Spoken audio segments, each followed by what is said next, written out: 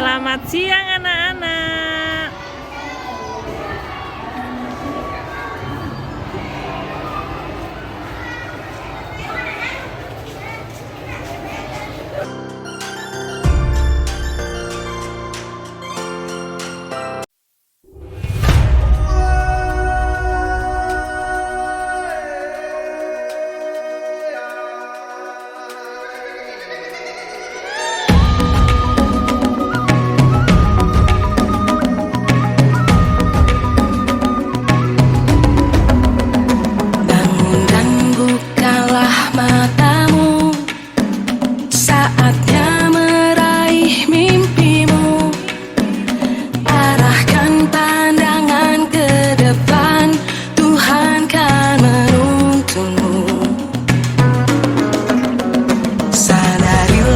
Masa berganti, tantangan kan kita hadapi, bergandeng tangan untuk negeri, era kita menanti berseri. Kita belajar Pancasila, kita bernafas dalam sila-silanya. Kita belajar Pancasila, ayo kita jaga untuk Indonesia. Bersatu dalam perbedaan, berpegang tangan dan berlari. Singkirkan egomu, oh kawan, demi negeri ini. Jadilah generasi emas, cerdas berkarakter itu kita. Berjuang dan harus berani, kita terus torehkan prestasi.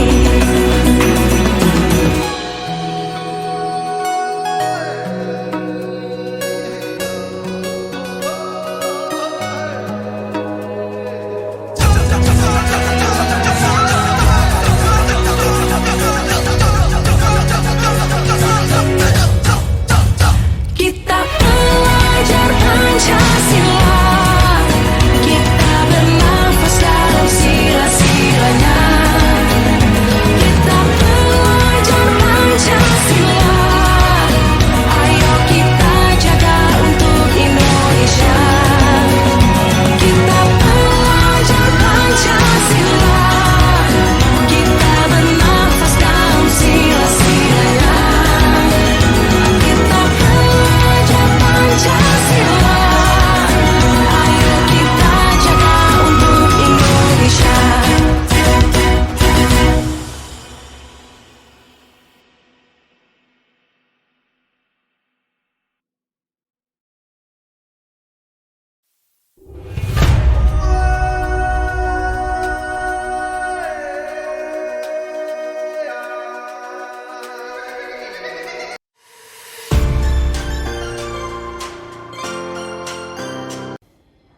Baik, Bapak Ibu, untuk memulai kegiatan kolaborasi aksi nyata 1.4, saya boleh pantun dulu ya.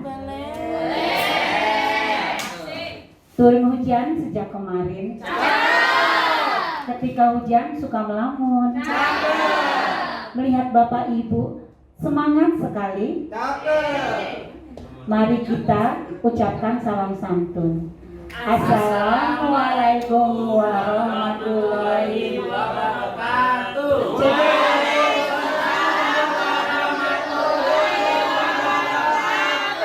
Mohon big applause-nya untuk CGP Angkatan 7. Baik, alhamdulillah kolaborasi aksi nyata kita pada kali ini adalah digawangi oleh 5 CGP Angkatan 7. Terima kasih terlebih dahulu kepada Ibu Kepala Sekolah SDN Semper Timur 03, Ibu Legini SPD MSI, Bapak Nur Salim selaku Wakil Kepala Sekolah Bidang Kurikulum, Bapak Ibu semuanya yang hadir ikut mengikuti, yang ikut dalam sharing kita pada aksi nyata 1.4 ini. Bapak Ibu, perkenalkan saya pribadi bernama Titi Zulaika. Selanjutnya, 5 punggawa yang ada di depan Bapak Ibu akan memperkenalkan dirinya masing-masing. Silakan. Baik, Assalamualaikum warahmatullahi wabarakatuh.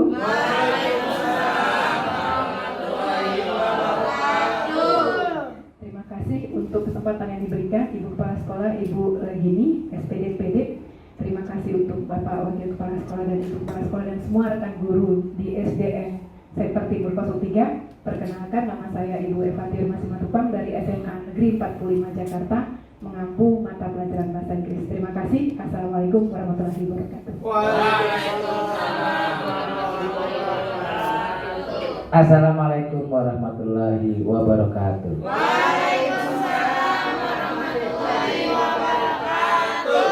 Perkenalkan, nama saya Erik Iswanto. Saya mengajar PJOK. Saya masuk angkatan 7, calon guru penggerak, dan saya mengajar dari tahun 2015. Dan lebih semangat lagi buat teman-temanku untuk daftar di angkatan 9 dan 10. Terima kasih. Sebelumnya ya, tepuk semangat.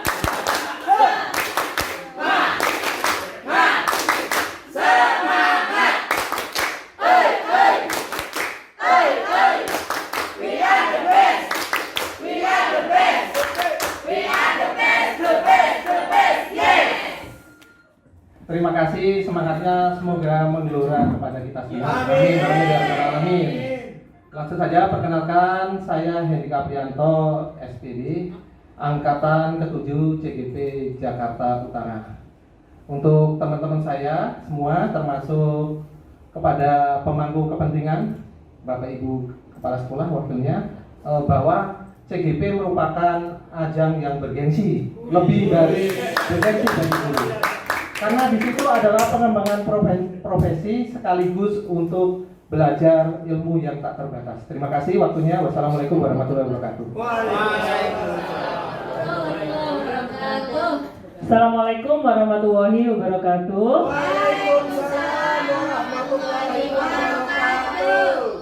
Saya termasuk CGP terakhir yang memperkenalkan diri, berkolaborasi dengan 4 rekan sejawat saya dan Ibu dari CGP SMA 75. Perkenalkan, nama saya Farida Nur Alianti. Saya CGP angkatan 7 dari kelas 39F, berkolaborasi dengan aksi nyata budaya positif bersama teman-teman. Mudah-mudahan apa yang akan kami sampaikan semua hari ini bisa bermanfaat buat kita semuanya. Mari bergabung dengan CGP selanjutnya untuk pengembangan diri dan pembelajaran, mewujudkan pembelajaran yang lebih menyenangkan lagi. Wassalamualaikum warahmatullahi wabarakatuh. Baik, disilakan penyaji berikutnya untuk duduk dulu.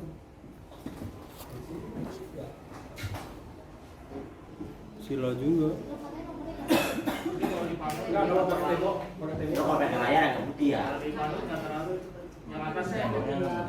Sila juga. Atau di bawah ini proyek. Warahmatullahi wabarakatuh.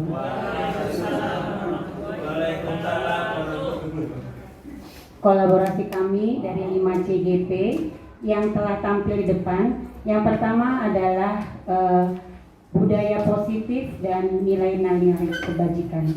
Tapi sebelum kita sampai dengan budaya positif, Bapak Ibu, saya yakin Bapak Ibu pasti sudah melaksanakan.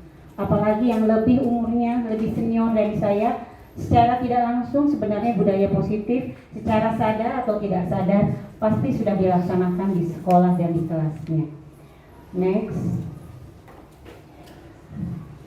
Sebelum budaya positif itu kita canangkan, kita pahami dulu apa dasar pemikiran menurut Bapak Pendidikan kita, yaitu Bapak Ki Hajar Dewantara. Bahwa pendidikan itu sebaiknya, sejogjanya adalah menuntun. Pendidikan itu bukan menuntut, setiap anak harus bisa. Jadi pendidikan itu sifatnya harus menuntun semua muridnya. Menuntun segala kodrat yang ada pada anak-anak agar mereka dapat mencapai keselamatan dan kebahagiaan yang setinggi-tingginya, baik sebagai manusia maupun sebagai anggota masyarakat. Pendidikan di sini tadi sudah digarisbawahi bahwa pendidikan itu sifatnya adalah menuntun. Yang kedua, pendidikan yang harus dilaksanakan di sekolah, di lingkungan masyarakat, itu haruslah berpihak pada anak. Semua kebutuhan anak sesuai dengan kodrat alam dan kodrat zamannya dapat kita tampung dan kita cari solusi terbaik bagi mereka. Yang ketiga, bahwa pendidikan itu adalah bukan tabula rasa. Seorang anak yang dilahirkan bukan tabula rasa. Maksudnya, selama ini mungkin kita mempunyai paradigma bahwa anak itu dilahirkan seperti kertas putih. Sebenarnya anak-anak yang dilahirkan itu seperti kertas yang sudah mulai berwarna, sudah abu-abu. Tinggal kita semua sebagai pendidik, baik yang di sekolah, di masyarakat, tinggal menebalkan garis abu-abu itu menjadi jelas dan nyata. Semuanya didorong sesuai dengan bakat, minat, dan kreativitas anak-anak yang kita ambil. Jadi sebelum masuk ke budaya positif, kita mengerti dulu dasar pemikiran pendidikan itu seperti apa. Yang pertama tadi adalah pendidikan itu bersifat menuntun. Sekali lagi, bukan menuntut. Karena semua anak mempunyai bakat dan minat serta kreativitasnya berbeda-beda. Yang kedua, pendidikan disesuaikan dengan kodratnya. Kodrat alam dan kodrat zamannya. Kodrat alam maksudnya tidak mungkin pendidikan disamaratakan untuk anak-anak yang tinggal di pesisir dengan yang tinggal di pegunungan atau di tengah-tengah perkotaan. Yang ketiga, yaitu pendidikan itu berpusat pada anak. Dan yang keempat adalah seorang anak itu bukan tabula rasa. Kita pendidik hanya menebalkan garis abu-abu tersebut. Next. Poin kedua, jelang budaya positif yang akan dilaksanakan di sekolah adalah bahwa nilai-nilai yang telah ditebarkan dalam guru penggerak, setiap pendidik mempunyai 5 nilai. Setiap diri secara sempurna haruslah secara bertahap menguasai nilai-nilai tersebut. Saya percaya Bapak Ibu guru yang hebat yang ada di sini pasti telah melaksanakan 1, 2, bahkan semua nilai yang ada dalam nilai-nilai guru penggerak. Yang pertama adalah kolaboratif. Seperti kami saat ini melaksanakan aksi nyata dengan kolaboratif bersama-sama. Yang kedua adalah mandiri. Maksud dari mandiri ini bukan berarti per individu, tapi mandiri dalam pengembangan diri tanpa atau dengan paksaan dari pimpinan. Kita mampu untuk pengembangan diri sekuat tenaga, sekuat kemampuan kita untuk mengembangkan diri masing-masing. Yang ketiga adalah inovatif.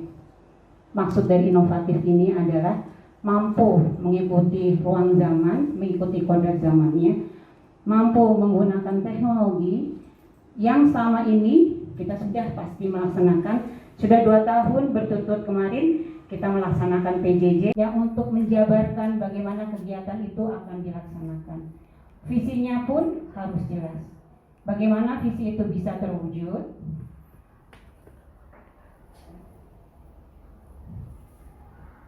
Nah, kami diajarkan dalam menyusun suatu kegiatan melalui metode penyusunan visi. Namanya BAGJA atau biasa disebut BAGJA. Jadi kalau untuk menentukan kegiatan-kegiatan budaya positif yang akan dilakukan di sekolah, kami dilatih untuk menggunakan susunan seperti ini. Yang pertama, yang itu kita cari tahu data melalui membuat berbagai pertanyaan. Dan kita lemparkan pertanyaan tersebut dan kita cari jawabannya kepada beberapa stakeholder, bisa saja kepada siswa, bisa saja kepada rekan sejawat, kepada atasan kita, atau dinas terkait atau masyarakat sekitar lainnya. Yang kedua adalah ambil pelajaran. Maksudnya dari ambil pelajaran ini adalah apa dari pertanyaan tersebut yang mempunyai koneksi terhadap budaya positif yang akan kita lakukan. Yang nomor 3, adalah rencana, gali impian. Mau dibawa kemana anak-anak kita, sekolah kita, kelas kita, seluruh pengampu stakeholder di sekolah kita tuangkan dalam gali impian kita. Yang keempat, kita sosialisasikan melalui penjabaran rencana. Dan yang terakhir adalah kita jalankan kegiatan yang sudah rencana yang telah kita susun menjadi implementasi kegiatan dalam atur eksekusi. Setelah kita menyusun visi kita dalam budaya positif, dalam rencana budaya positif, selanjutnya adalah Bapak Ibu, sebelum kita masuk dalam miskonsepsi selama ini dalam teori kontrol yang dilakukan oleh Dr. William Glasser, kita akan mengibaratkan tangan kita masing-masing. Bapak Ibu, kalau tangannya sedang mengepal, kita kepal sama-sama. Suatu saat datang bujukan dari teman, ayo buka tangannya. Ketika Pak Daniel, saya tegur, Pak Daniel buka. Dengan amat gampangnya Pak Daniel langsung membuka. Tapi berikutnya ketika ada teman kita lainnya mengepal, kita paksa sekalipun kepalan tangannya, itu tidak akan bisa. Berarti bisa diambil kesimpulan. Ada yang ikhlas membukakan, ini Bu, saya buka tangan kepalan tangan saya. Ada yang juga, enggak Bu, kepalan saya ini saya menggenggam sesuatu yang amat sangat berharga. Saya enggak mau buka, walaupun dengan bujuk rayu, walaupun dengan ancaman ibu, saya tidak mau membuka kepalan tangan saya. Karena apa yang saya genggam ini amat berharga. Nah, dalam gebaran tangan ini sama seperti teori kontrol dalam budaya disiplin nanti. Selama ini ada miskonsepsi, ada paradigma yang tidak sesuai, yang sama ini sebenarnya harusnya diarahkan ke arah yang lebih tepat. Yang pertama, katanya guru itu tuh segalanya. Guru mampu mengontrol murid. Kamu harus ini ya nak, kamu harus itu ya nak. Besok kalau kamu terlambat, kamu berarti ngepel dari ujung sana, dari sampai ujung sana. Padahal tidak sesuai. Sekarang Bapak Ibu, misalkan anak kita datang terlambat, lalu kita paksa lari 20 putaran dalam satu halaman, dalam 10 kali putaran. Apakah hukuman itu sesuai dengan keterlambatannya? Itu tidak. Itu bisa dijawab dalam pribadi Bapak Ibu sekalian. Yang kedua, bahwa dalam teori kontrol dalam miskonsepsi adalah bisa kok Bu, anak itu dipengaruhi, anak itu dirayu melalui penguatan positif. Misalkan saja seorang ibu guru merayu, dan pada akhirnya kepalan tangannya tadi terbuka. Tapi untuk waktu yang kapan? Sampai kapan dirayunya bisa? Tidak akan selamanya rayuan itu akan selesai. Rayuan itu selesai dan selamanya anak itu akan nurut pada kita. Yang ketiga adalah ilusi kritik. Ini adalah ancaman. Tangannya nggak dibuka, kamu nanti pulangnya belakangan. Jam 5 sore baru pulang. Apakah selamanya akan seperti itu? Dan teori kontrol miskonsepsi yang lainnya adalah ilusi orang dewasa memiliki hak untuk memaksa. Nah, Bapak Ibu, dari miskonsepsi teori kontrol ini kita sudah bisa ambil kesimpulan bahwa disiplin itu berasal dari kontrol diri masing-masing. Yang bisa mengendalikan adalah diri kita masing-masing. Dalam budaya positif itu yang mengontrol nanti adalah diri kita masing-masing. Nah, ini adalah perubahan paradigma yang tadi sudah disampaikan, bahwa dulu pahaman kita adalah kita memberikan stimulus dan pasti direspon. Yang baik adalah penggunaan teori kontrol. Nanti rekan-rekan saya akan melanjutkan mengenai teori kontrol, motivasi, hukuman, dan penghargaan. Yang sebaik-baiknya perubahan paradigma menurut Dr. Stephen R. Covey yang dapat kita anut adalah sebenarnya sekarang bukan stimulus respon lagi, tapi teori kontrol. Bapak Ibu sudah bisa membaca poin yang paling poin yang paling baik adalah bahwa setiap masalah harus menggunakan model pemikiran menang-menang, bukan menang atau kalah. Saya sebagai guru harus menang dari seorang murid tidak, tapi dua-duanya harus menang. Menurut Ki Hajar Dewantara, bahwa dalam budaya positif yang pertama itu adalah disiplin. Di mana ada kemerdekaan, disitulah harus ada disiplin yang kuat. Sesungguhnya disiplin itu adalah yang utama adalah self disiplin, disiplin dalam diri masing-masing. Disiplin seperti yang kontrol tadi bahwa tidak dapat dipaksakan, tidak boleh mendapatkan bujukan, tidak boleh mendapatkan ancaman, harus berasal dalam dirinya masing-masing. Jikalau kita tidak cakap melakukan self disiplin, wajiblah penguasa lain mendisiplinkan diri kita.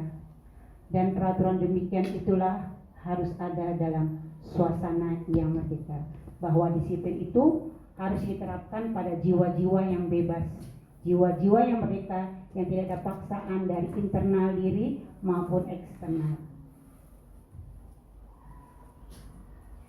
Tujuan dari budaya positif yaitu disiplin, bahwa menciptakan anak-anak yang memiliki disiplin diri sehingga mereka bisa berperilaku dengan mengacu pada nilai-nilai kebajikan universal.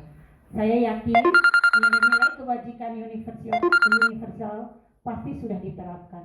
Apalagi bagi mereka yang pengampu IKN, implementasi kurikulum merdeka. Bapak Ibu masih ingat nggak nilai-nilai kebajikan yang ada di IKN? Pasti ingat, cuma agak lupa. Yang seperti ini Bu, yang kita pernah dulu, beriman dan bertakwa kepada Tuhan yang Maha Esa dan berakhlak mulia, mandiri, berkebudayaan global, gotong royong, bernalar kritis dan kreatif. Bapak Ibu lupa ya, sama-sama yuk biar nggak ngantuk. Nilai-nilai kebajikan yang pernah dulu kita tanamkan ini, beriman dan bertakwa pada Tuhan yang Maha Esa dan berakhlak mulia, mandiri, berkebudayaan global, gotong royong, bernalar kritis, kreatif.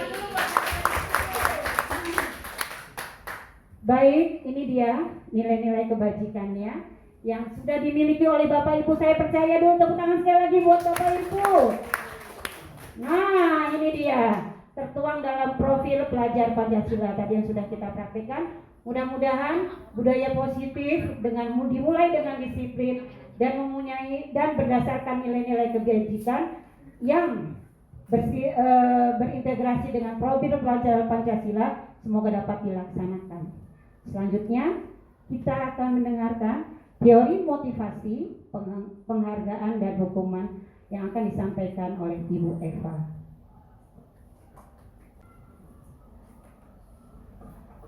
Baik, masih semangat Bapak Ibu ya? Ada yang melamun Bapak Ibu?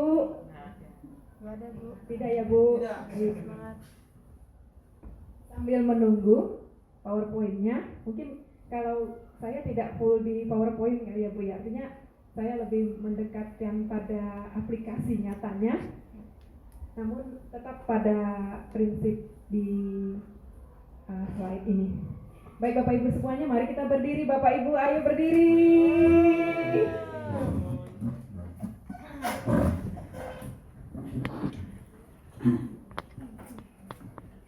Mari sama-sama kita menutup mata sebentar.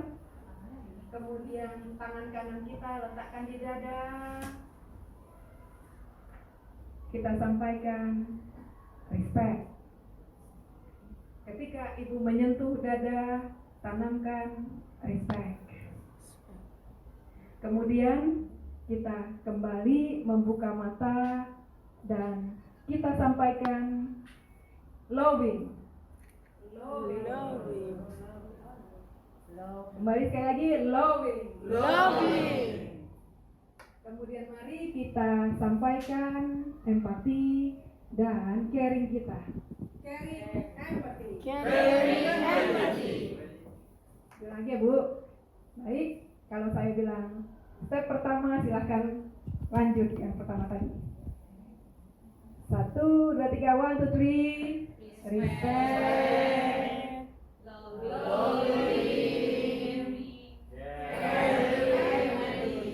Kita nyanyi sebentar ya Bu. Kita nyanyi Bu sebentar. Oh iya baik. Ini tadi ada respect. Let's we respect all others. Bisa Bu? Ulang lagi. Let's we respect all others. Sudah ingat ya Bu ya? Then we should love all people. Mari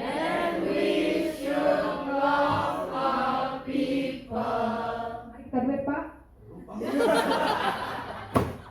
Ayo Pak, kita Pak, semangat Pak. Pasti bisa. Kita ulang lagi ya Bu. 1, 2, 3, students, come on.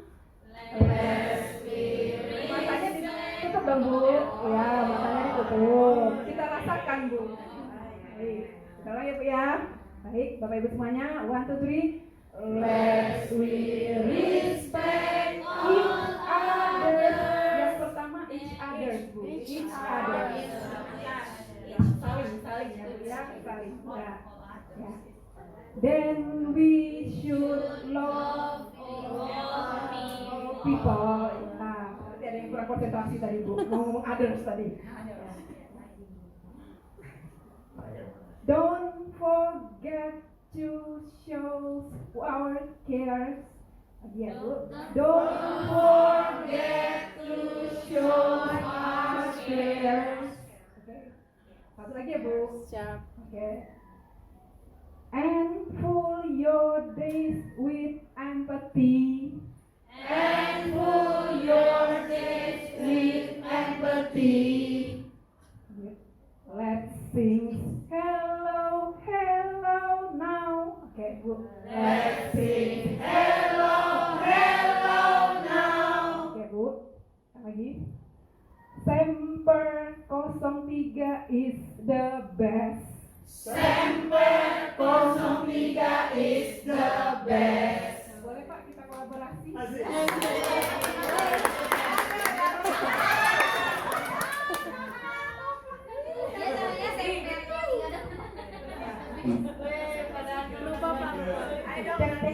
Cek. Tolong perhatikan ke depan. Silakan Ibu dimulai. Iya. Kita berkolaborasi. Ya, Ibu yang Kita rasakan ada penghargaan untuk siswa kita. Oke, 1, 2, 3. 1, 2, 3. Let's respect each other. tanpa ada yang nggak tutup mata. Oh iya.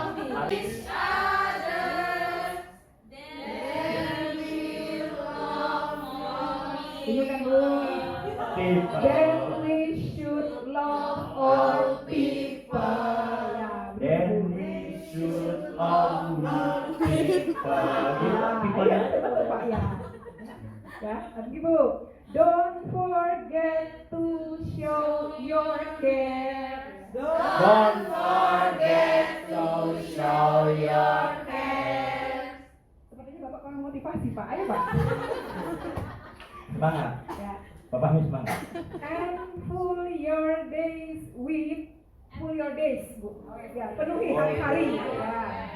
And fill your days with empathy. And fill your days with empathy. And fill your days with empathy. Bisa juga lidahnya. Lagi. Ya. Oke. Now let's say, ayo Bu, Bapak semuanya. Now let's say. Apa tadi Bu?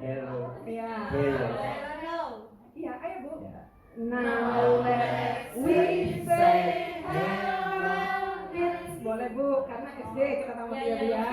Ya. Now let we say hello kids. Semper 03 is the best. Begitu Bu.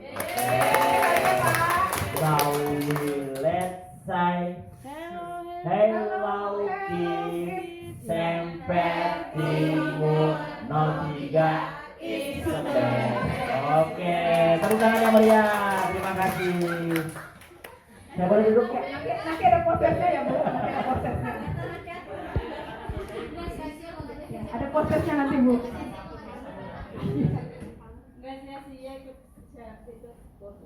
Ya baik Bapak Ibu semuanya, terima kasih. Kita sambung ke teori motivasi, kemudian hukuman dan penghargaan.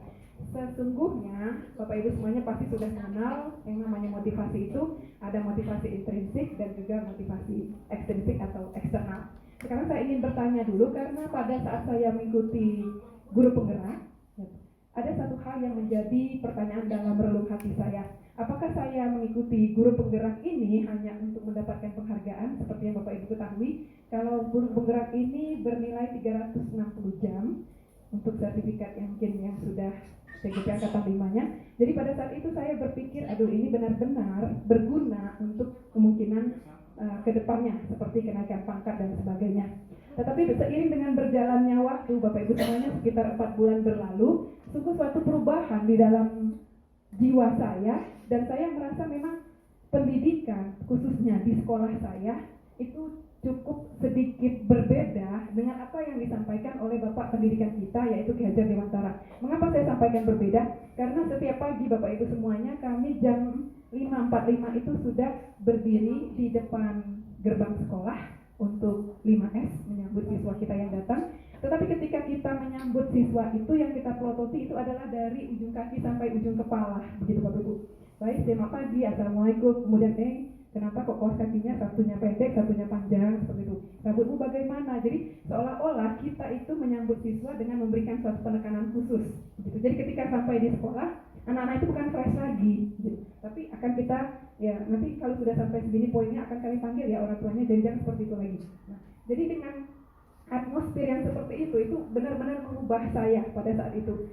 Artinya begini, ketika anak itu kita sampaikan 5S atau katakanlah 3S ya Bu ya, senyum, salam, sapa, kemudian santun. Nah, di situ anak itu sudah bersemangat sebenarnya untuk mengikuti pembelajaran pada saat itu. Namun seperti yang saat ini juga ya, Bu, masih sering tampil juga di sekolah saya juga yang kedua ini. Nah, ketika akan literasi, anak-anak yang baru sampai itu bukan langsung digiring untuk ke lapangan mungkin, tapi ditanyakan dulu kenapa terlambat.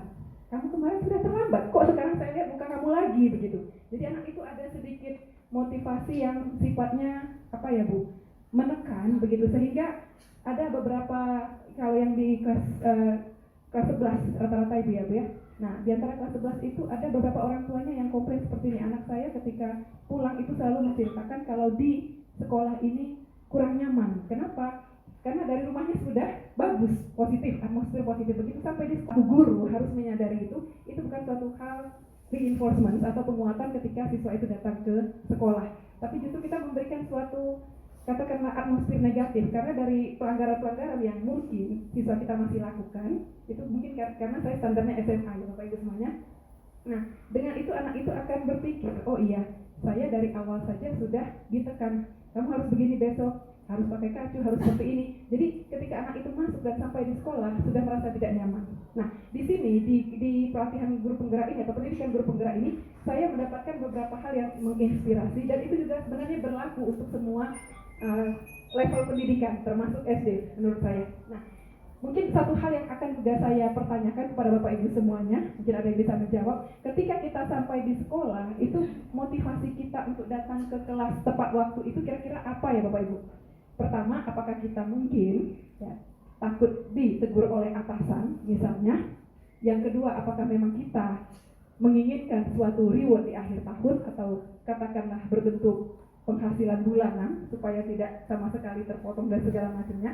Atau kita memiliki kepribadian kalau kita bertanggung jawab kepada siswa kemudian kita tergerak untuk mengubah siswa menjadi lebih baik atau bagaimana? Boleh Bapak? Sepertinya poin 3 Bu. Iya. Poin 3 apa tadi? Lupa. Ya, poin 3 itu kita bergerak supaya menjadi pribadi yang bisa membuat anak lebih baik lagi, ataupun mempunyai kedisiplinan tinggi sehingga kita terkadang malu untuk datang Ya, baik, terima kasih Bapak. Kalau Ibu bagaimana Bu?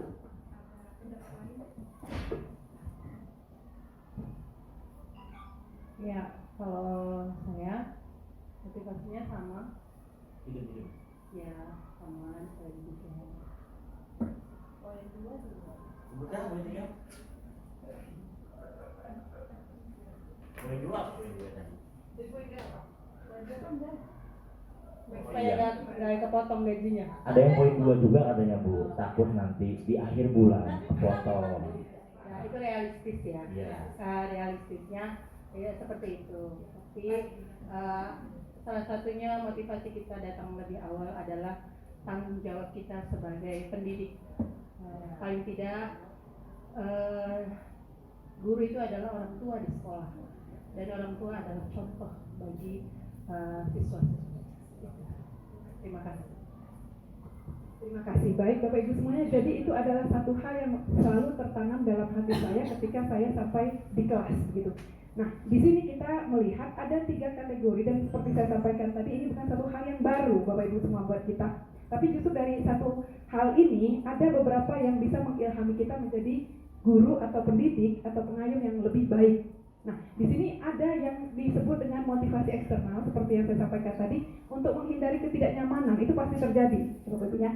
Jadi ketidaknyamanan yang di sini arti kata ya hukuman, seperti tadi kita dipanggil atasan, dalam hal ini mungkin kepala sekolah atau wakil kurikulum. Aduh ibu ini mana ya, kok nggak belum ada di tempat, misalnya seperti itu. Ya, atau yang kedua seperti yang saya sampaikan tadi, hanya untuk mendapatkan suatu penghargaan. Penghargaan itu kan banyak Bapak Ibu, bisa misalnya ketika hari guru kita dipanggil menjadi guru berprestasi seperti itu, atau ketika hari-hari tertentu ya kita dipanggil untuk mewakili sekolah, atau seperti tadi yang hubungannya dengan penghasilan kita. Nah, yang terakhir itu yang seperti disampaikan tadi, kalau sebenarnya kita itu sebagai pendidik, kita punya satu hal yang menjadi nilai-nilai kebajikan kita sendiri, seperti yang disampaikan Ibu Titi tadi, dan rasanya tidak perlu saya jelaskan lebih lagi karena Bapak Ibu sudah menanamkan dari awal mengapa kita menjadi pendidik. Mengapa kok kita ingin menghabiskan sebagian dari hidup kita itu untuk mendidik anak yang notabene dengan berbagai karakter. Nah, di sini kita akan katakanlah memberikan suatu inspirasi bahwa kita itu ingin anak-anak itu juga seperti kita. Jadi kita akan mencoba anak-anak mulai dari SD, karena saya SMA berarti dari SD dulu ya Bu ya, SD nanti ke SMP ke SMA. Kalau mereka itu memiliki potensi dan mereka harus tahu apa yang ingin mereka kembangkan begitu. Jadi ada motivasi internal, dan Bapak Ibu yakin, saya yakin pasti sudah mencoba dan bahkan ya sudah menanamkan itu. Anak-anak semuanya silahkan misalnya kenali diri masing-masing. Nah, dengan mengenali diri masing-masing dan mereka memiliki impian, ya seperti yang disampaikan Bapak Ki Hajar Dewantara, kalau kita itu harus memberikan pembelajaran yang memerdekakan siswa. Saya juga pada saat itu bertanya, kenapa kok harus memerdekakan siswa? Jadi memerdekakan di sini bukan artinya membebaskan mereka terserah mau belajar apa saja, mau berminat untuk apa saja, tidak. Tetapi kita sebagai penuntun, kita melihat di setiap siswa atau peserta didik kita kemampuan, talenta, potensi apa yang mereka miliki. Kemudian mereka otomatis akan memiliki motivasi secara internal. Seperti yang saya lihat tadi ketika saya datang kemari, Bapak Ibu semuanya, ketika mati lampu, anak-anak itu banyak yang berkumpul untuk mungkin bermain bola, ada yang bernyanyi di pojok sana. Jadi itu satu hal yang positif juga menurut saya. Nah, dengan memiliki motivasi internal itu, otomatis kita akan membuat siswa kita atau peserta didik kita itu memiliki disiplin positif. Ya. Jadi seperti yang disampaikan Ibu Titi tadi, kalau disiplin positif itu sebenarnya ya kita ingin supaya anak-anak kita dan juga kita sebagai pendidik itu menjadi orang yang sesuai dengan apa yang kita inginkan. Saya percaya Bapak Ibu semuanya memang ingin menjadi pendidik ya Bu ya.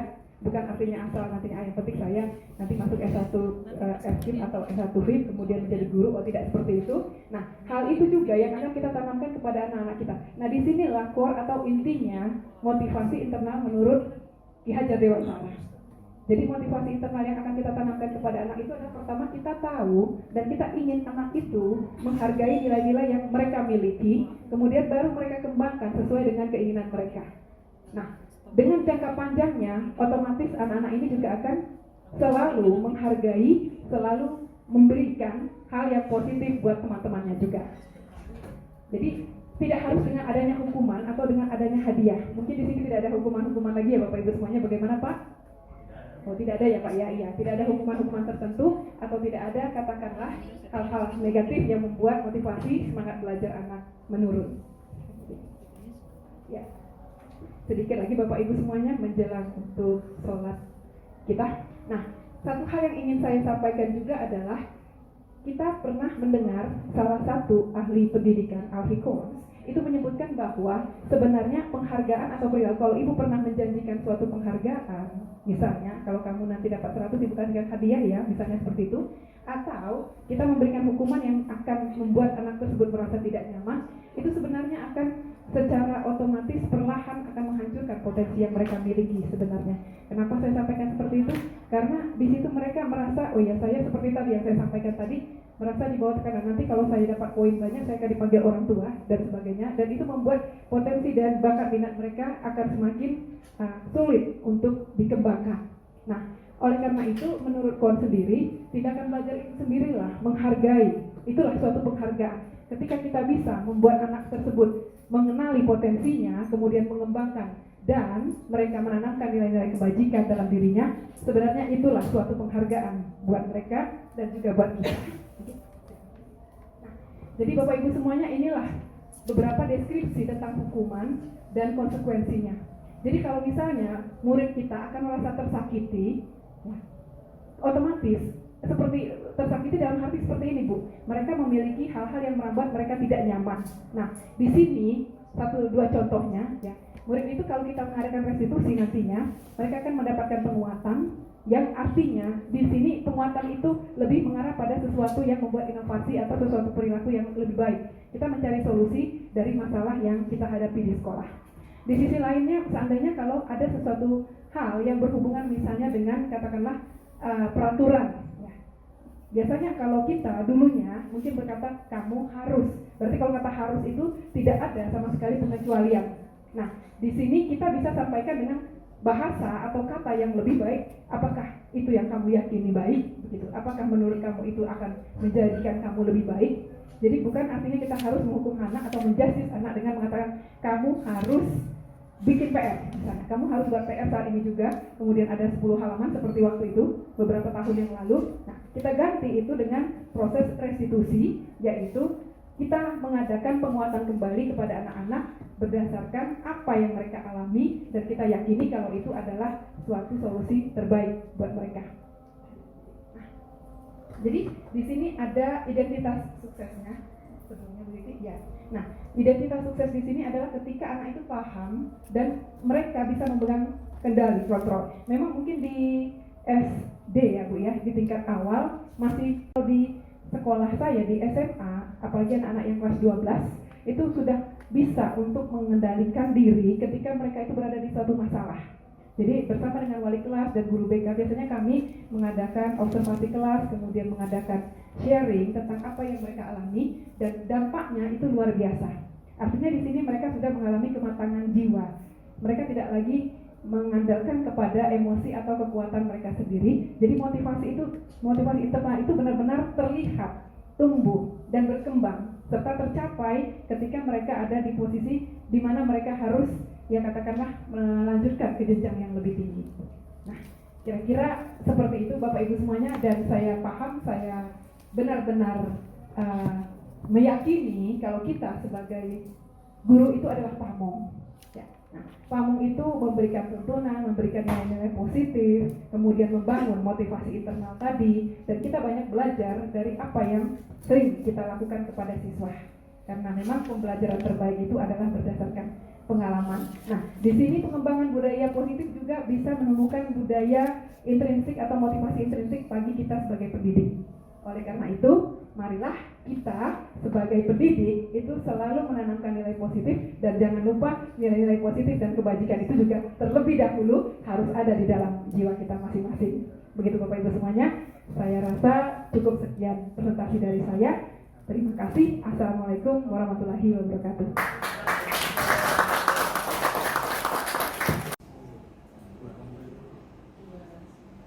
Assalamualaikum warahmatullahi wabarakatuh. Selamat siang, masih semangat di siang ini? Hari ini saya akan memaparkan tentang keyakinan kelas. Saya sendiri Adi Suwanto, calon guru penggerak angkatan 7. Apa sih kesepakatan yang dimaksud dengan keyakinan kelas? Yaitu bahwa kita memberikan kepada siswa kita untuk membuat peraturan-peraturan kelas. Ya, jadi keyakinan kelas itu membuat semua yang ada di yang pertama dia disusun bersama-sama di kelas sesama murid dan guru, dan kita membuat kesepakatan sama seperti waktu kita mau mengadakan paparan ini, kita bikin kesepakatan dulu. Apa kesepakatannya? Selama kami memberikan paparan tidak ada yang bermain handphone, tidak ada yang mengobrol, itu untuk kesepakatannya. Yang kedua adalah tentukan nilai-nilai kebajikan yang ingin dijadikan perhatian utama di sekolah. Anda curah pendapat dalam kelompok. Ya, jadi ibaratnya buat kelompoknya dulu, buat kesepakatannya. Yang ketiga adalah sempurnakan beberapa daftar nilai-nilai kebajikan yang utama, bahas kembali dalam kelompok utama. Jadi dibikin kelompok-kelompok masing-masing, mereka membuat kesepakatan masing-masing. Apa sih yang membuat kesepakatan di kelas? Umpamanya saat dia tidak mengerjakan tugas, apa hukumannya, apa kesepakatannya, apa dia mengerjakan lagi. Dan yang keempat, membuat poster-poster untuk dimuat di media sosial keyakinan kelas Anda. Jadi setelah dibuat kesepakatan kelas, boleh kita di-share di grup WA-nya atau di IG, ya kan? Setelah kita membuat kesepakatan kelas bersama. Jadi jangan sampai setelah membuat kesepakatan tidak dituangkan, langsung hasilnya apa? Pak, kemarin kita udah sepakat loh Pak, ya, bahwa hari ini menggunakan baju olahraga. Yang tidak baju olahraga apa nanti kesepakatan bersamanya, ya kan? Jadi kalau kita tidak ada bukti bahwa kita membuat kesepakatan, mereka berdalih, ya. Jadi di situ bagaimana kita membuktikan bahwa kita sudah melakukan kesepakatan kelasnya bersama-sama. Next, yang kedua, ya, pembentukan keyakinan kelas. Yang satu adalah keyakinan kelas bersifat lebih abstrak daripada peraturan yang lebih rinci dari konkret. Kemudian ada peraturan dari sekolah, nanti kita buat lagi peraturan di kelas bersama-sama. Jadi tidak dalam arti peraturan sekolah langsung kita buang peraturan sekolahnya, tapi enggak. Tapi kita menambahkan untuk umum di kelas kita sendiri. Yang kedua adalah keyakinan kelas berupa pernyataan universal. Ketiga, pernyataan keyakinan kelas senantiasa dibuat dalam bentuk positif. Keyakinan kelas. Yang keempat, keyakinan kelas hendak tidak terlalu banyak sehingga mudah diingat dan dipahami oleh semua warga kelas. Ya, jadi peraturan kelas gak usah banyak-banyak. Ya, cukup 3, tapi dia membuat dia menjadi positif. Apa? Contohnya yang tadi, disiplin waktu. Ya, dan apalagi kerapian dalam bentuk berpakaian. Ya. Kalau dia sudah disiplin waktu, berpakaiannya rapi, ya kan, membuat contoh yang lainnya dan selalu mengingatkan, ya, jangan sampai nanti saat dia tidak membuat banyak peraturan tetapi lupa, ya. Jadi sedikit tapi mengena. Ya. Yang kelima, keyakinan kelas sebaiknya sesuatu yang dapat diterapkan di lingkungan tersebut. 5. Semua warga kelas hendaknya ikut berkontribusi dalam pembuatan keyakinan kelas lewat kegiatan curah pendapat. Yang terakhir, semua warga kelas hendak ikut keyakinan curah. Jadi semua boleh mengumpulkan, karena mungkin dari kelompok sini sama kelompok ini membuat kesepakatan 5, ternyata 2 dan 3-nya semua hampir sama. Berarti yang diambil yang terbanyak. Jadi bukan satu anak aja tahu yang itu pintar, mungkin bagus, diambil enggak. Jadi diambil, coba kalian buat 5 kesepakatan kelas atau 3 dengan macam-macam, diambil yang terbanyak ditempelkan, baru dibuat poster, dikirimkan ke grup-grup WA. Next, prosedur pembentukan keyakinan kelas adalah selalu bersikap positif. Yang kedua, senantiasa menjadi diri yang terbaik. Yang ketiga, percaya dan menghormati orang lain serta barang miliknya. 4, berkomitmen terhadap setiap tugas. Yang terakhir, senantiasa membantu. Ya, jadi saat kita menerapkan budaya positif, semua akan kita dapatkan, ya, terutama disiplin waktu, ya kan. Langsung dia bisa menghormati temannya, menghargai temannya, ya. Next Bu, lanjut. Kegiatan-kegiatan pendalam kelas. Yang pertama adalah anggota kelas dibagi menjadi beberapa kelompok dan setiap kelompok diberikan kertas. Salah satu anggota kelompok membuat huruf T kapital besar. Guru memberikan salah satu keyakinan kelas pada setiap kelompok. 2 kelompok bisa mendapatkan keyakinan yang sama. Bila ada 10 kelompok, selanjutnya setiap kelompok diminta untuk bercurah pendapat tentang keyakinan tersebut. Tampak seperti apa? Tampak tidak seperti apa, kemudian hasil curahan pendapat setiap kelompok dipresentasikan pada kelompok yang besar dan kertasnya ditempelkan di keliling dinding kelas untuk dapat dilihat setiap warga kelas agar menguatkan semangat. Ya, jadi setiap kelompok itu dia membuat kesepakatannya. Dia menulis, setelah menulis dia presentasikan kenapa dia membuat kesepakatan itu dan apa yang akan dia berikan. Setelah dia melakukan, saya harus disiplin waktu. Kalau saya tidak disiplin, saya akan membaca buku di perpustakaan atau dia akan lebih belajar lagi. Setidaknya dia membuat kelompok masing-masing.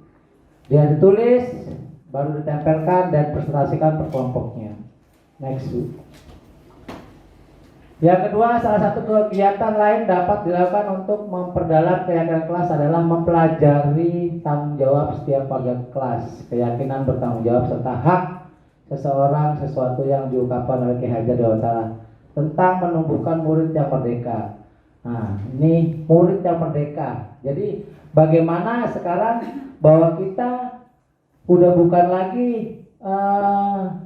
menjadi yang diktator sebagai guru. Gimana kita sekarang menuntun anak-anak, bagaimana kita melihat salah satu dari anaknya. Jadi nggak harus seperti kita fokus, ya. Karena nggak semua anak itu sama, ya. Ada dari 32 anak, ya, ada sebagian yang kurang, dan yang kurang itu nggak kita anggap, ya. Kita biarkan aja, tapi tidak. Justru kadang-kadang dari semua itu bagaimana kita seorang pengajar untuk menjadi yang digalakkan oleh CGP bahwa kita itu seperti petani, harus bisa menyuburkan tanah, ya kan? Menyuburkan tanah dan harus bisa memberikan semua benih-benih itu dengan pupuk yang sama, ya kan? Soalnya murid-murid kita anggap sebagai bibit padi, ya. Nggak mungkin kalau kita hanya menyirami satu kelompok saja. Yang pintar kita ajarin, yang kalau dalam tanaman, kalau salur tubuhnya yang satu sehat, yang satunya kena ulet, yang kena ulet kan biarin aja cuma satu biji doang, ya kan? Nah, di kita di CGP tidak bisa seperti itu. Kalau semua diberikan vitamin, ya semua diberikan vitamin semua, ya kan? Gimana kita menyuburkan bibit-bibit kita agar tumbuh menjadi unggul. Karena apa? Bagi seorang petani ingin panennya itu bagus, ya kan? Sama seperti kita sebagai pendidik. Bagaimana kita melihat anak-anak kita itu tumbuh bagus, ya kan? Enggak sekedar cuma yang lainnya hanya yang bagus cuma sekian, yang enggak jadi sekian, sama aja kita gagal. Kalau kita gagal ya sama aja seperti petani yang gagal panen. Karena apa? Memikirkan hanya keuntungan, tidak memberikan vitamin, tidak menyiram, ya kan? Tidak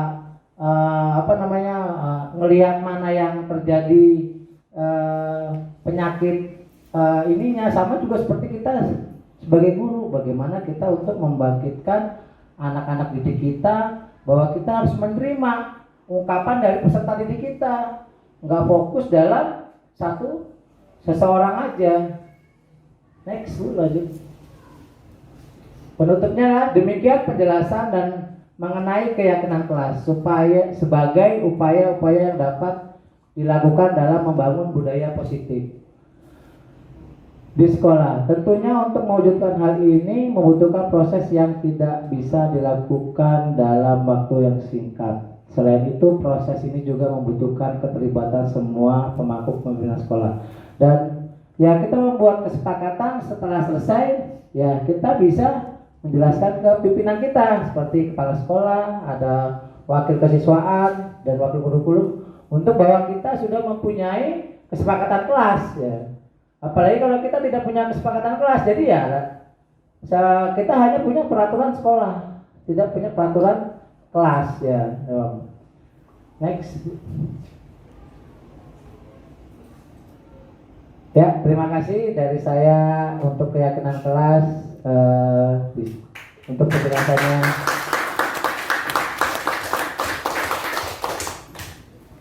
Selanjutnya Pak Hendika untuk memaparkan budaya positif.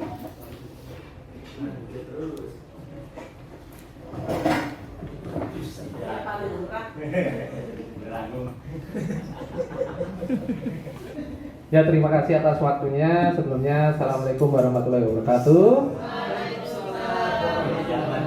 Salam sejahtera, salam sehat bagi kita semua. Selalu semangat. Salam dari kami CGP Angkatan 7. Salam CGP. Ya, sebelumnya saya akan memaparkan sedikit slide dari PowerPoint saya.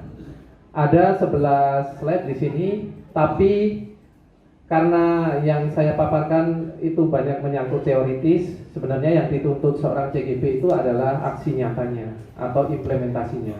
Makanya akan saya tekankan pada poin 3, 4, dan 10, yaitu yang menyangkut tentang penekanannya.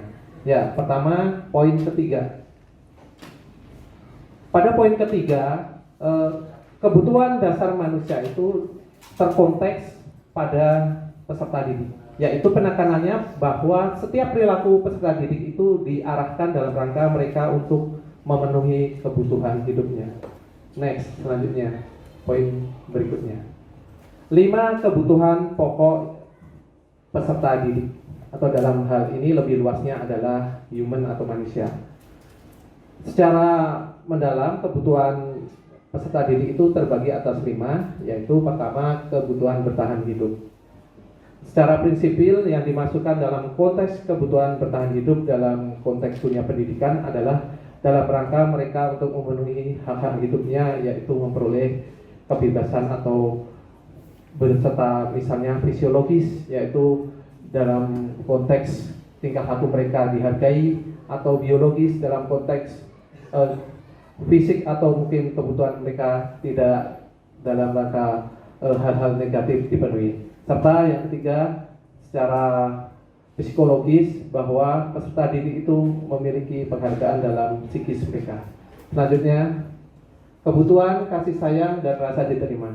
Dalam hal ini, dalam konteks dunia pendidikan, maka setiap peserta didik itu harus memperoleh nilai-nilai kasih sayang dan rasa diterima. Makanya dalam konteks dunia pendidikan ditekankan tidak ada lagi pembedaan, baik itu apapun alasannya, bahwa siswa yang memiliki kebutuhan khusus pun harus difasilitasi, yaitu memperoleh dalam rangka memperoleh kasih sayang dan penghargaan. Next. Ketiga, yaitu penguasaan. Dalam hal ini berarti tentang pengakuan atas kemampuannya. Berarti dalam hal ini ada suatu hal yang bersifatnya adalah penghargaan, bukan sekedar penghargaan, tapi dalam diri mereka setiap tindakan mereka harus dilihat dalam segi positifnya. Bukan berarti tindakan mereka yang berhasil terus dikasih hadiah, atau mungkin hal yang harus ditinggalkan pada saat mereka bersalah harus dihukum. Karena penghukuman dalam hal pendidikan sudah dalam konteks TGP harus ditinggalkan. Dalam hal ini diganti dengan hal-hal yang bersifat positif yang membangkitkan nilai-nilai moral dan nilai-nilai pendidikan. Next. Ketiga adalah kebebasan.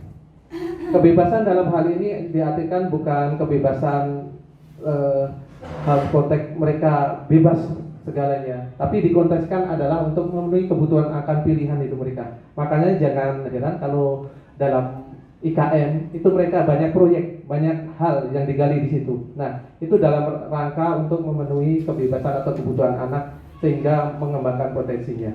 Next, yang kelima, yaitu tentang kesenangan. Dalam hal ini, satu catatan Bapak Ibu, titipan dari kami semua sebagai CGP, jangan sekali-kali membuat siswa itu mukanya ditekuk. Sekali-kali ya Bapak Ibu. Karena saat sekali dia mukanya ditekuk, saat istirahat sampai dia pulang, maka akan terakomodir di situ. Oh, saya tidak dihargai, saya tidak senang di sini. Nah, efeknya apa? Akan terlihat dari kebiasaan-kebiasaan seperti ini. Nanti akan cenderung dia diam, pasif. Diam dan pasifnya mereka itu suatu tanda tanya. Tanda tanyanya bukan kecil, tapi besar. Tandanya besar apa itu? Apakah saya di situ masih dihargai? Nah, apakah dengan saya di situ memperoleh kesenangan dalam belajar? Makanya kurikulum Merdeka Belajar IKN di sana syarat pasti duluan adalah mereka diciptakan atau mereka diarahkan menjadi manusia-manusia yang merdeka, tapi dalam konteks manusia pelajar Pancasila. Nah, seperti itu ya konteksnya. Terus selanjutnya Bapak Ibu, sekarang kita ada sedikit tanya jawab Bapak Ibu. Kita sharing aja. Nah, jadi ada hubungan yang sama yang ujian ya, harap senang ada ujian. nah, itu sebenarnya konteksnya masuk Bapak. Harusnya ujian juga tuh harusnya ada rasa senang di situ. Makanya kalau perlu sekarang jangan heran ada ujian nasional dihilangkan, karena buat menyenangkan kita semua, bukan hanya kepada siswa. Ya kan Bapak Ibu?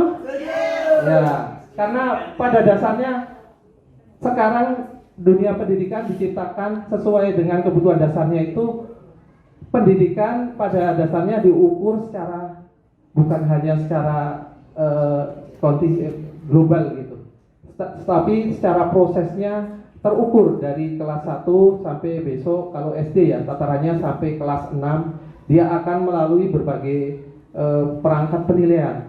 Berarti tidak ada lagi namanya langsung dia diperoleh nilai-nilai dasarnya langsung di kelas 1, dia akan memperoleh nilai sumatifnya langsung di situ dan seterusnya. Tapi pada dasarnya nilai pembelajarannya akan diperoleh kalkulatif pada saat dia di akhir. Nah, disitulah proyek-proyek atau program-program dari misalnya proyek pelajar Pancasila atau P5, di situ akan terakomodasi menjadi satu nilai yang nilai komprehensif. Makanya jangan heran kalau sekarang banyak proyek, banyak kegiatan dan nilainya adalah nilai yang akan terakomodir di tahap-tahap berikutnya secara berjenjang. Nah, mungkin untuk mempersingkat waktu karena banyak kegiatan juga nih, kita tambah sharing ya. Saya pengen sharing dulu kepada Bapak Ibu guru kelas 1. Bapak Ibu guru kelas 1 ya? Atau Ibu guru? Oh, Ibu guru.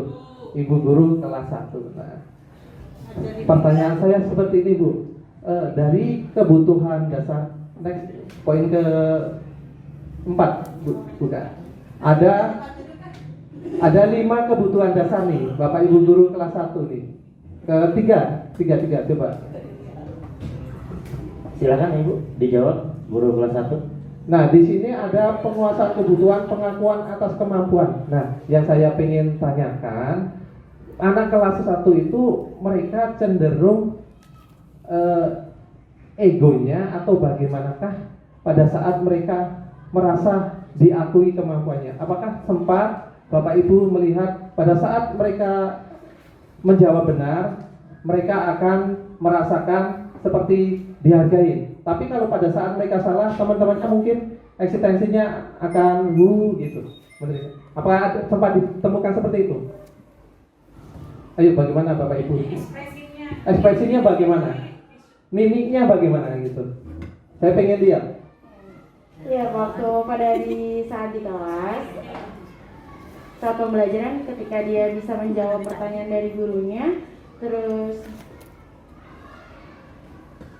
waktu pembelajaran di kelas pada saat siswa tersebut bisa menjawab pertanyaan dari gurunya, terus jawabannya benar, terus diberi reward berupa tepuk tangan gitu untuk siswa tersebut. Tapi juga kalau misalnya ada yang menjawab tapi jawabannya salah, dibenarkan oleh siswa yang lain. Gitu, Kak. Oke, tepuk tangan ya dengan guru kelas 1. Nah, ini udah terkoneksi dengan IKM-nya udah mendapat diklat ya. Ya, pada saat itulah program dari IKM itu sebenarnya itu membagi kebahagiaan. Pada saat siswa membeli reward, maka mereka temannya akan menyupport. Baik itu tepuk tangan. Bukan berarti itu penghargaannya ya Bapak Ibu. Tapi pada saat dia tidak menjawab dengan benar atau salah, nah jangan sampai ada yang mencibir atau yang lain. Tapi ada yang menyupport, kamu gak apa-apa, kamu hebat dan lain-lain. Nah seperti itu sedikit itu mungkin gambaran untuk yang kelas 1, meskipun tataran yang lebih tinggi yaitu jangan sampai penghukuman yang tadi pernah disampaikan ya. Penghukuman kepada siswa itu dipakai, tapi gunakan cara-cara lain yang lebih mendidik. Menghilangkan kata penghukuman menjadi bukan penghargaan ya, tapi menjadi motivasi atau menyentuh jiwa. Nah, seperti itu ya Bapak Ibu. Mungkin penekanannya langsung kesimpulan, Bu.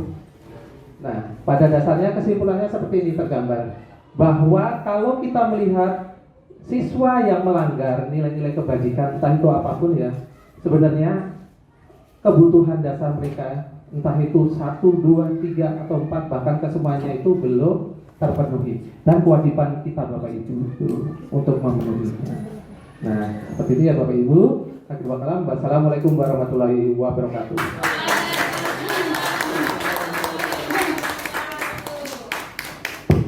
Baik, terima kasih Pak Hedika. Sampailah pada sesi akhir yaitu dengan saya. Tapi sebelumnya karena hampir 2 jam Bapak Ibu duduk, ayo berdiri sebentar yuk. Kita joget-joget sebentar.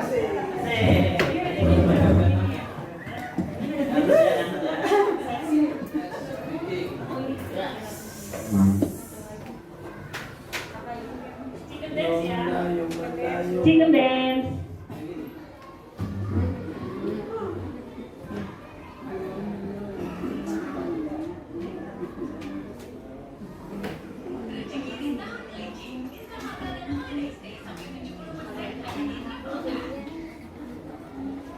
Diskon jalan.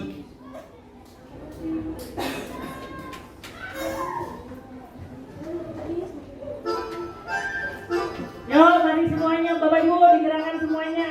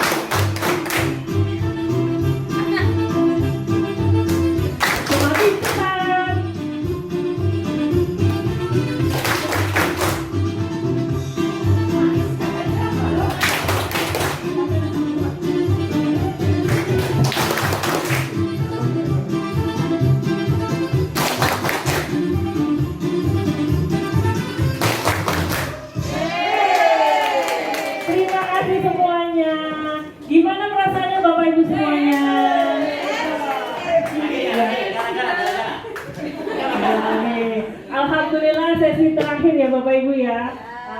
Di sini saya berbagi pengalaman aja. Perkenalkan saya di sini. Terima kasih dan sudah diizinkan berdiri di sini. Di sini bukan bermaksud untuk menggurui, tapi kita sharing aja ya.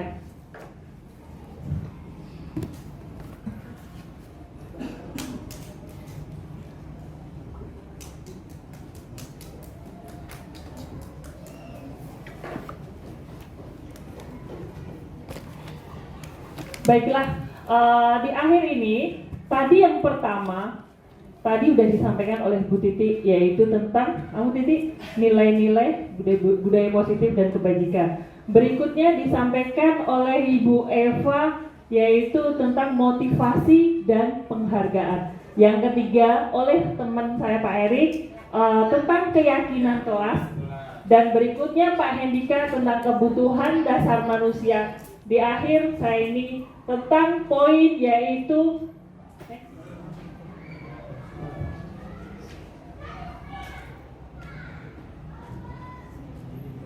posisi kontrol restitusi dan segitiga restitusi. Mungkin dalam pendidikan restitusi itu adalah hal baru. Restitusi bukan menebus kesalahan, melainkan tawaran dan solusi yang dapat mengembalikan peserta didik yang berbuat salah pada kelompoknya. Next. Kita sebagai guru itu memiliki 5 posisi kontrol dalam restitusi ini: penghukum, pembuat rasa bersalah, teman, pemantau, dan manajer. Dari kelima ini pastinya pernah kita laksanakan dalam kehidupan sehari-hari, dalam KBM atau dalam tempat kita melaksanakan pembelajaran. Dari 5 ini, sebelum saya masuk ke berikutnya, adakah yang bisa memberikan kira-kira dari 5 ini mana sih yang membuat efek negatif dan efek positif? Bisa bantu saya? Efek negatif dulu. Dari kelima posisi. Ya, terima kasih. 5 posisi kontrol dalam restitusi yang membuat negatif mungkin dari teman. Baiklah, ada yang bisa menambahkan? Silakan Pak. Yang bisa memberikan efek negatif kepada peserta didik kita. Kita di sini sebagai 5 ini, posisi kontrol ini dalam restitusi. Saya penghukum. Silakan Bu. Menurut saya yang menimbulkan efek negatif untuk siswa adalah satu, yaitu penghukum, dan yang kedua membuat merasa bersalah. Baik, terima kasih. Next, Bu Nini.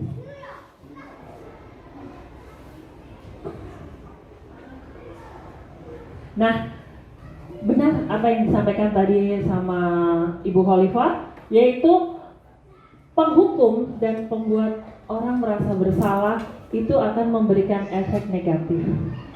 Dengan pendekatan kita sebagai teman, pemantau, dan manajer buat anak-anak didik kita, insya Allah akan memberikan efek positif yang selama ini mungkin secara tidak sadar kita pernah melaksanakan. Saya terutama, saya sendiri mungkin pernah, kamu lagi yang terlambat, dia lagi yang berantem. Saya secara tidak langsung sudah menekankan di situ pembuat merasa bersalah, padahal dia belum ngomong dulu, saya sudah langsung seperti itu. Itu mungkin pengalaman yang kurang baik dari diri saya sendiri. Dan penghukum, dikit-dikit saya kasih hukum, mungkin saya dulu seperti itu. Baiklah, next Bu Titi. Nah, di sini ini adalah beberapa contoh. Dalam ini hanya teori, tapi dalam kenyataannya kita pasti akan mempraktekannya.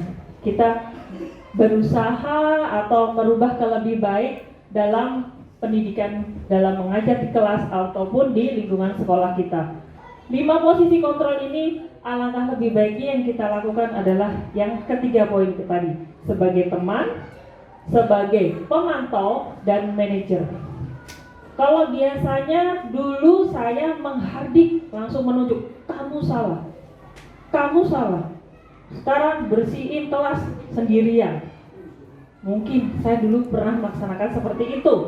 Terus berceramah, anak murid saya ceramahin aja, dari datang sampai 15 menit saya hanya ceramah, yang ada dia hanya bosan. Itu mungkin hal yang harus saya koreksi sebelumnya, sebelum saya mengikuti CGP ini. Tetapi setelah berjalannya CGP ini, saya dibagi berbagai pengalaman di dalam, baik itu di dalam media Zoom, Lokakarya, berkawan, terus berbagi beberapa yang pernah kita laksanakan di sekolah masing-masing dalam kelompok belajar kita. Di situ apa yang saya dapat dalam pembelajaran pendidikan itu saya langsung terapkan di dalam kelas. Mungkin Bapak Ibu semua nanti kedepannya kan akan IKM juga. Mungkin apa yang kita sudah laksanakan, kita sharing, kita bisa berbagi pengalaman untuk kita semuanya. Semuanya tujuannya hanya ke anak murid, menjadikan pembelajaran menyenangkan dan membuat anak itu merasa terlibat dalam pembelajaran itu.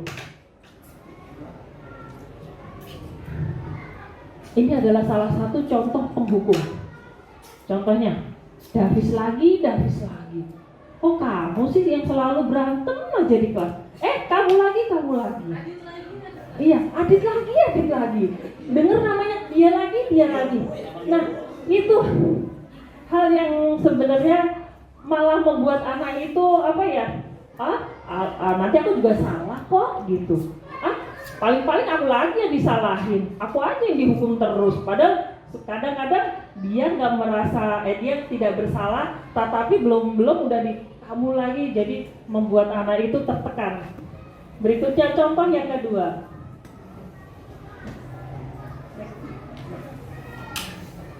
Berapa kali ya harus ibu kasih tahu Al-Farizi kalau di kelas itu jangan ngobrol aja. Dia belum udah nunduk aja. Dikit-dikit langsung bikin bersalah. Padahal sebenarnya dia mau berdiri mungkin, Bu saya mau bertanya, tetapi mungkin karena kondisi agak ini, saya jadi menjadikan anak itu membuat rasa bersalah.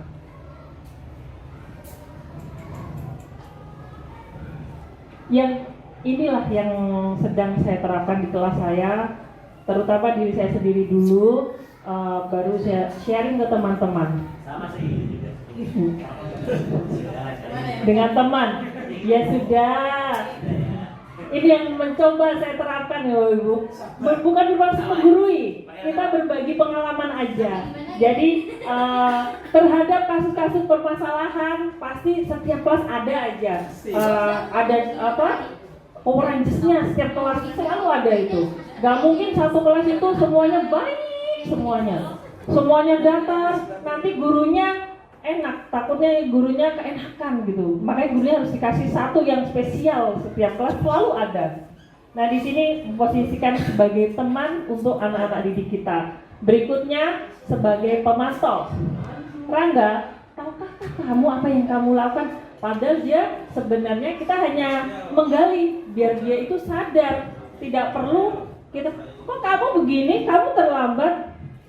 Tapi kita berusaha untuk menarik kata-kata dengan, Rangga, tahukah apa yang sudah kamu lakukan? Oh iya Bu, maaf, tadi saya terlambat, bangunnya kesiangan, selalu begitu. Tapi pertanyaan saya masih sama, apa yang sudah kamu lakukan? Nah, kok ketok pintu langsung menghadap ibu, tahu-tahu udah di depan saya. Nah itu adalah contoh berbagi pengalaman. Jadi hikmah dalam diri saya sendiri itu mengurangi emosi yang terkuras dari, kalau kita emosi capek terus kepalanya pusing, tapi kalau kita biasa-biasa aja sambil ini, Rangga, kok kamu apa sih yang sudah kamu lakukan? Lama-lama dia akan menyadari sendiri, belum ditanya dia udah maju sendiri. Maaf Ibu, saya terlambat. Tapi semuanya masih belajar ya Bapak Ibu. Saya di sini juga belajar sama dengan semua teman-teman saya, tidak ada yang sempurna. Pokoknya apa yang saya dapat dalam pembelajaran, dalam pendidikan, dalam lokakarya, baik diskusi dengan teman-teman saya, itulah yang berusaha saya terapkan di kelas saya saat ini. Kebetulan saya kelas 4 melaksanakan IKN. Dan yang terakhir adalah manajer. Dalam manajer ini kita memposisikan kalau anak itu akan menjelaskan sendiri nantinya apa yang akan mereka perbaiki dari kesalahan itu. Tidak perlu saya menyuruh kamu harus begini, enggak. Karena keyakinan kelas yang dibuat yang sudah diterangkan oleh Pak Erik tadi kan kita tempelkan di dalam kelas dan anak-anak paham, oh itu sesuai nggak dengan apa yang kamu ucapkan itu di situ. Karena itu kan dibuat berdasarkan kesepakatan mereka sendiri. Next.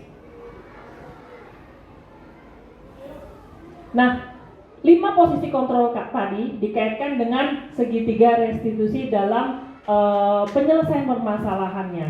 Di sini kita di kelas tidak luput dari banyak permasalahan kasus-kasus baik kasus kecil, kasus besar, kasus tentang pribadi, tentang pembelajaran, pasti kita akan menanganinya.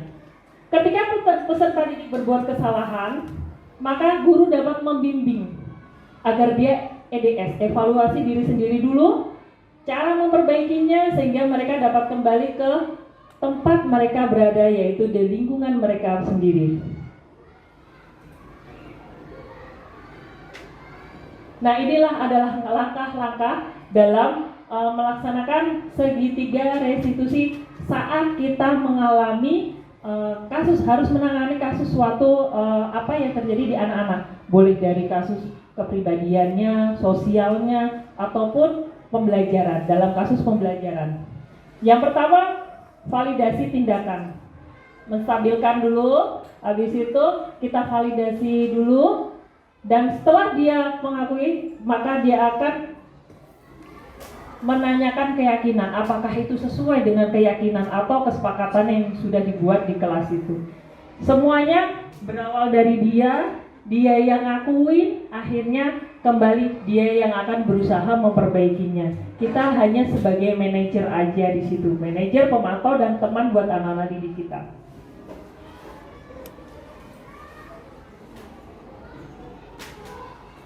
Nah, inilah contoh simulasi yang sudah saya praktekkan dalam pelaksanaan segitiga restitusi.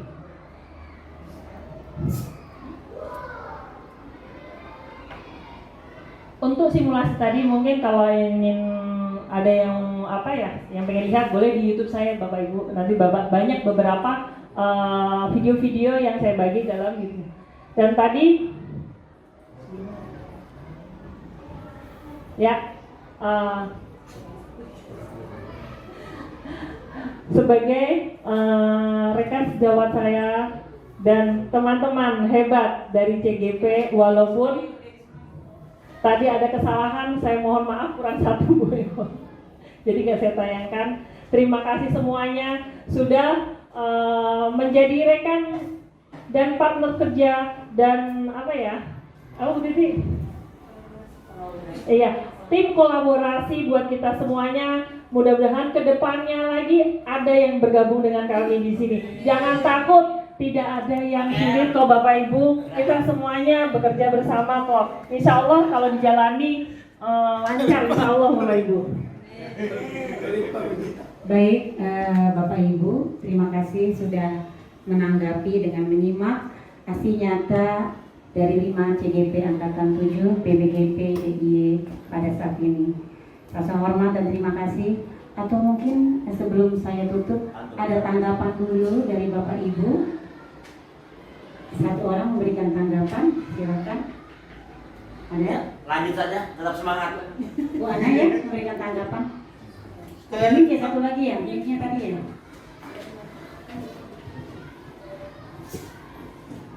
Baik, silakan. Boleh kok Bu, kalau ada kekurangan juga disebutkan, nggak apa-apa. Duduk ya. Berdiri Bu, berdiri. Sudah terlihat ke saya? Takut. Assalamualaikum warahmatullahi wabarakatuh. Pertama, terima kasih kepada CGP kita yang luar biasa. Kasih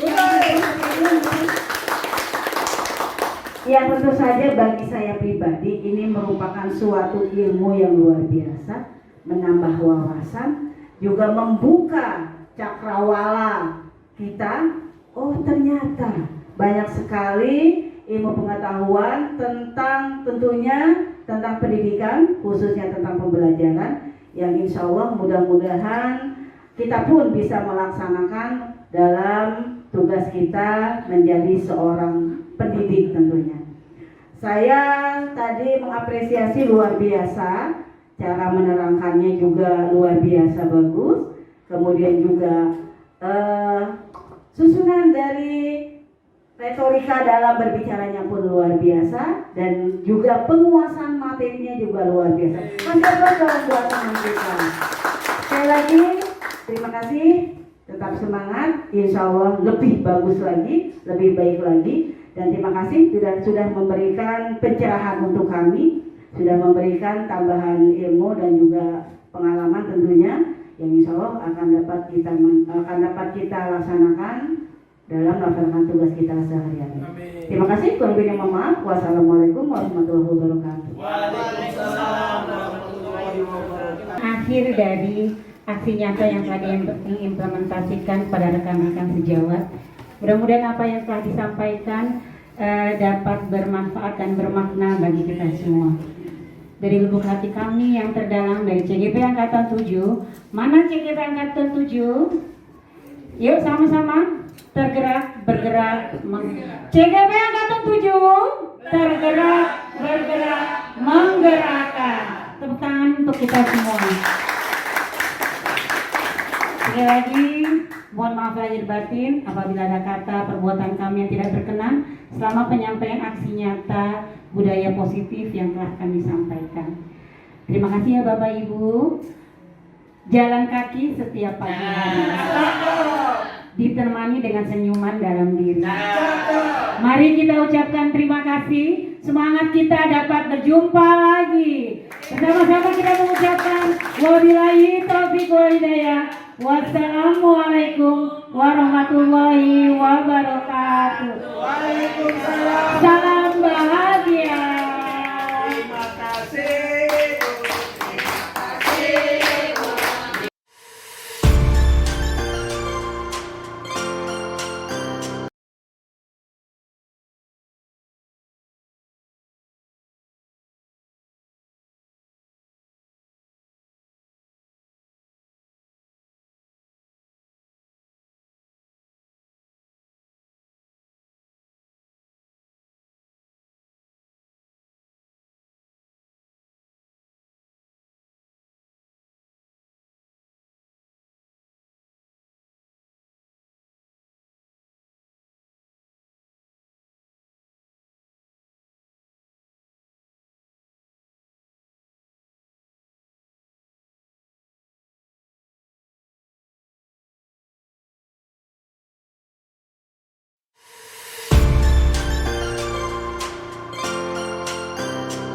Assalamualaikum warahmatullahi wabarakatuh. Saya Nur Salim, Wakil Kepala Sekolah SD Semper Timur 03, tempat para CGP mengajar Bu Titi, Pak Erik, Pak Hendra, dan Bu Farida. Saya bangga punya rekan yang sejawat, yang hebat, dan mempunyai etos kerja yang tinggi, khususnya guru yang tergabung dalam CGP seperti Bu Titi, Pak Erik, Pak Hendika, Ibu Farida, dan Bu Eva dari SMA 45 yang berkolaborasi di sekolah ini. Destinasi yang dipaparkan dalam aksi nyata membawa banyak manfaat dan memberi motivasi pada guru-guru lain agar ikut serta dalam mengikuti CGP gelombang berikutnya. Agar tergabung dalam CGP dalam mengembangkan dirinya. Destinasi yang jelas, semoga bukan sekedar tuntutan tugas aksi nyata, tapi mudah-mudahan bersifat permanen. Destinasi ini mudah-mudahan bisa diterapkan secara langsung dalam pembelajaran demi mewujudkan pembelajaran yang lebih bermanfaat pada murid, menyenangkan, dan tak lupa akhlak tetap menjadi yang utama. Selamat belajar para CGP dan semoga lancar dan tuntas sampai lulus sehingga benar-benar menjadi motivasi bergerak, menggerakkan. Terima kasih dari saya. Wassalamualaikum warahmatullahi wabarakatuh.